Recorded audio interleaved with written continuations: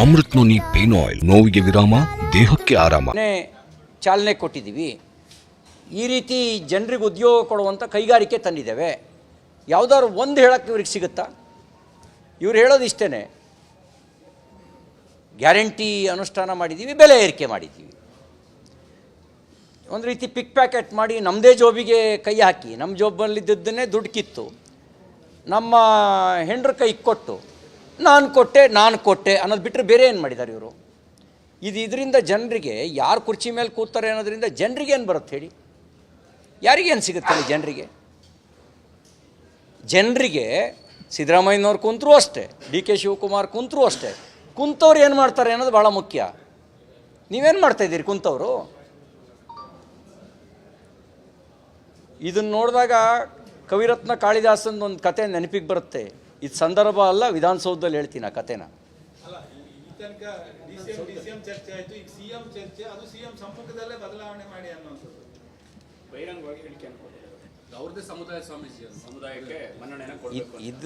ಇದು ಒಟ್ಟು ಏನು ತೋರಿಸುತ್ತೆ ಹೇಳಿ? ಇದು ನೀನು ನನ್ನ ಬುಡಕ್ಕೆ ಬಿಸಿನೀರಿಡಕ್ಕೆ ಬಂದರೆ ನಾನು ನಿನ್ನ ಬುಡಕ್ಕೆ ಆಸಿಡ್ ಹಾಕ್ತೀನಿ ಅನ್ನೋದನ್ನು ತೋರಿಸುತ್ತೆ, ಬಿಟ್ಟರೆ ಇನ್ನೇನೂ ಇಲ್ಲ. ಇವರು ರಾಜಕೀಯ ಆಟದಲ್ಲಿ ನರಳ್ತಾ ಇರೋದು ಕರ್ನಾಟಕದ ಅಭಿವೃದ್ಧಿ, ಕರ್ನಾಟಕದ ಜನ ನರಳ್ತಾ ಇರೋದು. ಇವರ ರಾಜಕೀಯ ತೆವಲಿಗೆ ಬಲಿಯಾಗ್ತಿರೋದು ಕರ್ನಾಟಕದ ಅಭಿವೃದ್ಧಿ ಬಲಿಯಾಗ್ತಾ ಇರೋದು. ಕರ್ನಾಟಕಕ್ಕೆ ಬರುವಂಥ ತರುವ ಯೋಜನೆಗಳು ಇವರಿಗೇನು ಅಂದರೆ ನನ್ನ ಕುರ್ಚಿ ಉಳಿಸ್ಕೊಳ್ಳೋದಂಗೆ ಆ ಕುರ್ಚಿ ಉಳಿಸ್ಕೊಳ್ಳೋ ಜಗಳದಲ್ಲಿ ಬಲಿಯಾಗ್ತಿರೋದು ಕರ್ನಾಟಕದ ಅಭಿವೃದ್ಧಿ. ನನ್ನ ಚಿಂತೆ ಜನರ ಬಗ್ಗೆ. ಈಗ ಸಿದ್ದರಾಮಯ್ಯನವ್ರು ಎಷ್ಟು ಕಾಲ ಕೂರ್ತಾರೋ, ಡಿ ಕೆ ಶಿವಕುಮಾರ್ ಯಾವಾಗ CM ಆಗ್ತಾರೋ, ಅದು ನಮ್ಮ ಚಿಂತೆ ಅಲ್ಲ. ನಮ್ಮ ಚಿಂತೆ ರಾಜ್ಯದ ಹಿತಕ್ಕೆ ಮಾರಕವಾಗಿರ್ತಕ್ಕಂಥ ಬೆಲೆ ಏರಿಕೆಯನ್ನು ನಿಯಂತ್ರಿಸೋದು ಹೆಂಗೆ?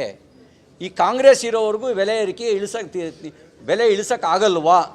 ಹಾಗಾದ್ರೆ ಕಾಂಗ್ರೆಸ್ನೇ ಇಳಿಸಿದ್ರೆ ಬೆಲೆ ಇಳಿಸ್ಬೋದಾ ಅನ್ನೋ ನನ್ನ ಚಿಂತೆ.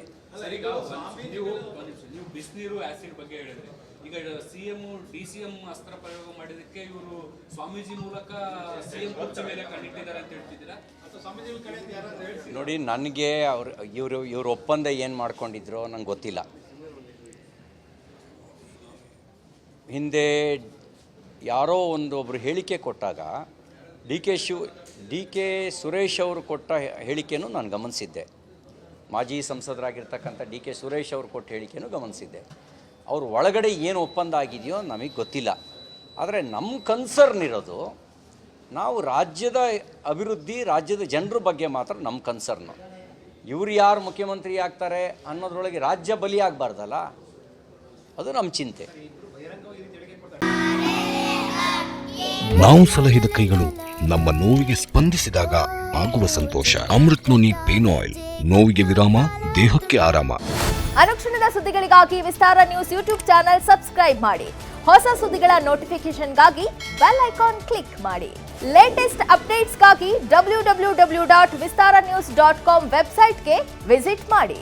ಅಂಗೈಯಲ್ಲೇ ಜಗತ್ತಿನ ಸುದ್ದಿ ತಿಳಿಯಲು ವಿಸ್ತಾರ ನ್ಯೂಸ್ ಕನ್ನಡ ಆಪ್ ಡೌನ್ಲೋಡ್ ಮಾಡಿ.